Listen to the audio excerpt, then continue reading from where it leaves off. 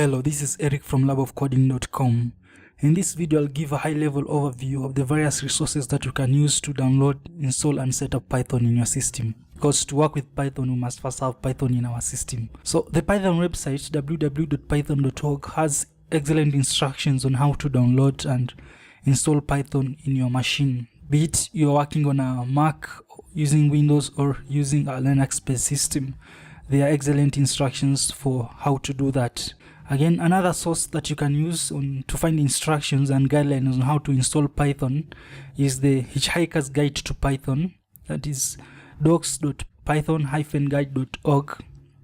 And they have excellent instructions also on how to download, install, and set up Python either on Mac, Windows, or Linux.